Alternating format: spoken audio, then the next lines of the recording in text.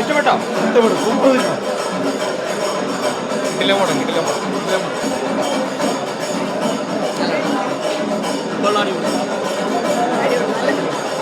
വിചാരിച്ചില്ല. ആ last scene വരുമ്പോ നമ്മളെ കണ്ണൊക്കെ നിറഞ്ഞു. Just watch. എല്ലാ സ്ത്രീകൾക്കും വേണ്ടിയുള്ള ഒരു പടമാണ്. എല്ലാ സ്ത്രീകളും അമ്മമാരും കുട്ടികളും അല്ല, പ്രത്യേകിച്ച് സ്കൂൾ കോളേജ് കുട്ടികളൊക്കെ കാണേണ്ട പടമാണ്. ആ ചങ്കൂറ്റം മനസ്സിലായി, ആ കുട്ടിയുടെ ഒരു ചങ്കൂറ്റം, ആ തുണിമാല, അത് അൺബിലീവബിൾ. കണ്ടേ പറ്റൂ, എല്ലാവരും കണ്ടേ പറ്റൂ. അടിപൊളി പടമായി. സിനിമ കണ്ടു കഴിഞ്ഞപ്പോൾ എന്ത് തോന്നുന്നു എല്ലാവരും?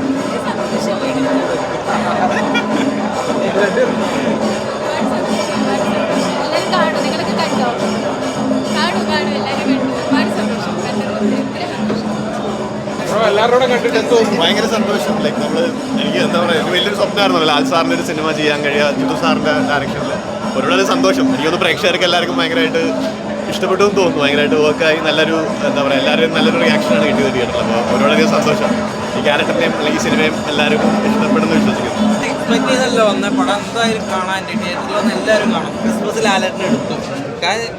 എക്സ്പെക്ട് ചെയ്ത തിരിച്ചുവരവാണ്. നല്ല ഇമോഷണൽ ക്യാരക്ടറായിട്ട് ഇമോഷണലായിട്ടൊക്കെ നല്ല അടിപൊളിയാണ് പടം. നല്ലൊരു മൂവി എന്ന് പറയാം. എന്തായാലും ഫ്ലോപ്പ് ആവില്ല. പീഡിപ്പിക്കപ്പെടുന്ന ഇരകൾ മുഖം മൂടുന്ന ആ ഒരു അതെ, അതിന് നമുക്ക് ഈ സമൂഹത്തിന് ഇപ്പോൾ ഒരു എന്താണ് ഈ ഒരു സിനിമ കൊണ്ട് എന്താണെന്ന് നമ്മൾ ലാസ്റ്റ് ഉണ്ടാവില്ല, എന്താണ് ഈ സിനിമ നമുക്ക് സമൂഹത്തിന് കൊടുത്ത ഒരു എന്താ പറയുക ഒരു കണ്ടന്റ്, എന്താ നല്ലൊരു കണ്ടന്റ് ഉള്ള മൂവി കൂടിയാണ്. പുതിയ സമൂഹത്തിന് തലമുറയ്ക്ക് നല്ലൊരു കണ്ടന്റ് ഉള്ള മൂവി കൂടിയാണ്. അത് എന്റർടൈൻമെന്റ് മാത്രമല്ല, 100% നല്ല മൂവിയാണ്. ഫുൾ ഇന്ത്യ ഇങ്ങനെ ഇറങ്ങുമ്പോൾ വെബ് സീരീസിലൊക്കെ കാണും. എല്ലാ ഇൻഡസ്ട്രിയിലും റീമേക്ക് ആകും ഈ പടം. അത്രയും അധികം പൊട്ടൻഷ്യൽ ഉണ്ട്. ദൃശ്യം 1, ദൃശ്യം 2 എങ്ങനെ അജയ് ദേവ്ഗൻ തൂക്കിക്കൊണ്ടുപോയി, വേറെ ലാംഗ്വേജസ് തൂക്കിക്കൊണ്ടുപോയി, കമൽഹാസൻ ആണെങ്കിലും വേറെ ലാംഗ്വേജസ് ഈ വെങ്കടേഷ് ഒക്കെ ചെയ്ത പോലെ എല്ലാ ലാംഗ്വേജസിലും നേരിനെ തേടി വരും വേറെ ഇൻഡസ്ട്രിയുടെ ആൾക്കാർ. ഇതിനു മുമ്പുള്ള പല സിനിമകളും അദ്ദേഹത്തിന്റെ പ്രകടനത്തെ ആൾക്കാർ ചോദ്യം ചെയ്തിരുന്നു.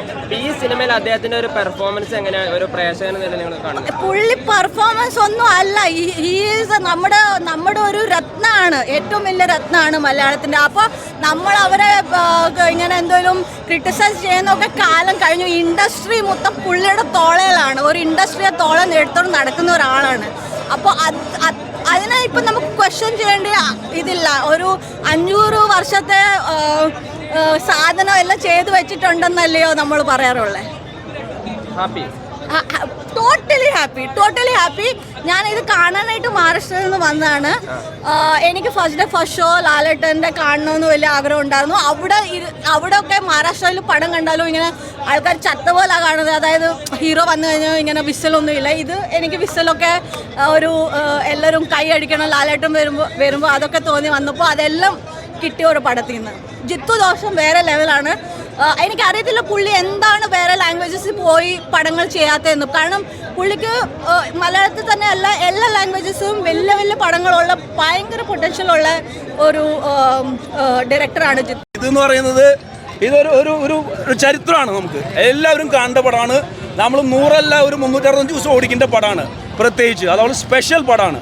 ഓക്കെ, ലാലേട്ടൻ്റെ ഒരു ഡെഡിക്കേഷൻ. ലാലേട്ടൻ്റെ എല്ലാവരും എനിക്ക് അറിയാം, 30 വർഷമായിട്ട് അറിയുന്നതാണ് ഞാൻ ലാലേട്ടൻ. അപ്പോൾ എനിക്ക് ഡെഡിക്കേഷൻ പറയേണ്ട അതൊന്നും അല്ല. നമ്മൾ കഥേനെ കുറിച്ച് പറയാം. സൂപ്പർ ആയിട്ടുണ്ട് ലാലേട്ടൻ്റെ ഡെഡിക്കേഷൻ. അല്ല, സിനിമ മൊത്തത്തിൽ നന്നായിട്ടുണ്ട്. സൂപ്പർ. എല്ലാവരും അതിലുള്ള ഒരാളുടെ പോലും എല്ലാവരുടെ പെർഫോമൻസും എടുത്തു പറയേണ്ടത് തന്നെയാണ്. So hats off to Jeethu sir. Another history we created. Okay, all the best to everyone. സിനിമകൾ കണ്ടു വളർന്ന ആളുകൾ തന്നെയാണ് നമ്മൾ. പക്ഷേ അതിൽ നിന്ന് അടുത്തതായി എന്ത് അല്ലെങ്കിൽ അഭിനയിച്ചു വെച്ചിരിക്കുന്ന കഥാപാത്രത്തിൽ നിന്ന് അടുത്തത് എന്ത് എന്ന് പലരും ചോദിച്ചേക്കാം. പക്ഷേ ഇതിൽ ആളെ പൂർണ്ണമായിട്ട് ഇൻവെൻറ്റ് ചെയ്ത് വളരെ നല്ല രീതിയിൽ ആ കഥാപാത്രമായി ജീവിച്ചിരിക്കുകയാണ്. ഒരു ഇരയ്ക്ക് വേണ്ടി അല്ലെങ്കിൽ നീതി ലഭിക്കേണ്ട വ്യക്തിക്ക് വേണ്ടിയിട്ട് ഒരു അഭിഭാഷകൻ കൂടെ നിൽക്കുമ്പോൾ എത്രത്തോളം പേഴ്സണലി ആ കേസിൽ ഇൻവോൾവ് ആയിരിക്കും, കമ്മിറ്റഡ് ആയിരിക്കും. അതുപോലെ തന്നെ ആ ഇരയോടൊപ്പം തന്നെ മാനസികമായിട്ട് ഇമോഷണലി ആൾ അനുഭവിക്കുന്ന ആ ഒരു സംഘർഷവും എല്ലാം അതിൽ പൂർണ്ണമായിട്ട് വന്നിട്ടുണ്ട്. ശരിക്കും വളരെയധികം കൺവിൻസിംഗ് ആയിട്ടുള്ള സിനിമ തന്നെയായിരുന്നു. എല്ലാവർക്കും ഒരു മസ്റ്റ് വാച്ച് തന്നെയാണ് എക്സ്പീരിയൻസ്. പടം സൂപ്പർ അടിക്കും. എന്തായാലും ആ ഒരു അഭിനയത്തെക്കുറിച്ച് സിനിമയുടെ ക്ലാസ് വാല്യൂ കാലാകാലത്തോളം ആളുകളുടെ ഇടയിൽ നിലനിൽക്കും. എന്താണ് ഒരു സിനിമയിൽ ആരാണ് വില്ലൻ എന്ന് അറിയണം എന്നുള്ളതാണ്.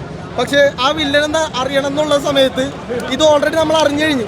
അപ്പോഴേക്കും എല്ലാവരുടെ ഉള്ളിലും ഒരു വില്ലൻ ആരാണെന്ന് അറിഞ്ഞു കഴിഞ്ഞാൽ പിന്നീട് അത് ആരാണെന്ന് പിന്നെ ആ കഥ എങ്ങനെ പോകുന്നു എന്നുള്ളതാണ്.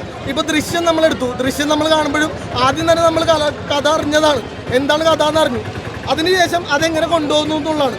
അപ്പോൾ ആ ഒരു രീതിയിലാണ് പടം പോയിക്കൊണ്ടിരിക്കുന്നത്. അപ്പോൾ നമ്മളൊരു പടം ഈ സിനിമ കാണുന്നവർ ഇതിനകത്തൊരു ക്ലൈമാക്സ് ഡിസ്റ്റോ അതൊന്നും അല്ല പ്രതീക്ഷിക്കേണ്ടത്. ഒരു ഡീസൻറ്റ് ത്രില്ലർ അല്ലെങ്കിൽ എങ്ങനെയാണ് ഒരു പടം പോകുന്നത് ആ ഒരു പടം കാണുക, ആ ഒരു ഇതാണ്. പക്ഷേ ഞാനിവിടെ പറയുന്നത് ഈ പടം അമ്മം പടമെന്നല്ല, പക്ഷേ മോഹൻലാൽ സാറിൻ്റെ ലാൽ സാറിൻ്റെ ഏറ്റവും റീസെൻ്റ് ഇറങ്ങിയിട്ടുള്ള ഏറ്റവും നല്ല പെർഫോമൻസുകൾ എടുക്കുകയാണെങ്കിൽ അതിൽ ആദ്യം തന്നെ ഈ പടം ഉണ്ടാവും. ഇനി വരാൻ പോകുന്ന പടങ്ങളിലേക്കുള്ള പ്രതീക്ഷയും ഈ ഒരു പടത്തിൽ ലാൽ സാറിൻ്റെ പെർഫോമൻസ് തന്നെയാണ് ഞാൻ പറയും. കാര്യം അത്രയ്ക്ക് ഡീസൻറ്റ് പെർഫോമൻസ് ആണ് ഇതിനകത്തുനിന്ന്. ഞാൻ പറയുന്നത്രേ ഉള്ളൂ, നിങ്ങൾ ഏത് റിവ്യൂ ആണെങ്കിലും എടുത്തോ, ഈ റിവ്യൂവിൽ ചെയ്യണവർ വിരോധികളല്ലാത്ത ജെന്യുവനായിട്ട് റിവ്യൂ പറയണ ആരുടെ വേണമെങ്കിലും റിവ്യൂ നിങ്ങൾ എടുത്തോ, ആ റിവ്യൂവിലൊന്നും പറയില്ല, ഒരിക്കൽ പോലും ആ റിവ്യൂവിൽ പറയില്ല ഈ ഒരു സീൻ മോശമായിരുന്നു അല്ലെങ്കിൽ ലാൽ സാർ ഇതെന്താണ് ഇങ്ങനെ കാണിച്ചത് എന്നൊന്നും പറയേണ്ടതില്ല.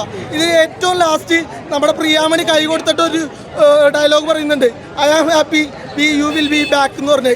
അത് തന്നെയാണ് ഞങ്ങൾക്കും പറയാനുള്ളത്. We are very happy. പോക്കെന്ത് പറയുന്നത് ഒന്ന് കൊക്കൊന്നും പറയില്ല, കാരണം ഞാൻ പുള്ളിയുടെ ഒരു ഫാൻ ബോയ് എന്നല്ല, പക്ഷേ എല്ലാ റിവ്യൂ ഫോളോ ചെയ്യുന്നതാണ്. ആളുടെ ലേറ്റസ്റ്റ് ആയിട്ട് ഇപ്പോൾ എലോണിൻ്റെ റിവ്യൂ ചെയ്ത് മോൺസ്റ്ററിനൊക്കെ റിവ്യൂ ചെയ്തപ്പോൾ ലാൽ സാറിന് നല്ല രീതിയിലുള്ള വിമർശനം ഉണ്ടായി.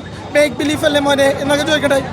ഇത് കണ്ടിട്ട് അദ്ദേഹം പറയുന്നതാണ് ലാൽ സാർ മോശമായിരുന്നു എന്ന് അദ്ദേഹം പറയില്ല എന്നാണ് ഞാൻ വിശ്വസിക്കുന്നത്. പുള്ളി ഒരു ജെന്യുവിനായിട്ട് റിവ്യൂ പറയുന്ന ഒരു വ്യക്തിയാണെങ്കിൽ ഒരിക്കലും പുള്ളി അത് പറയുമെന്ന് ഞാൻ വിശ്വസിക്കത്തില്ല.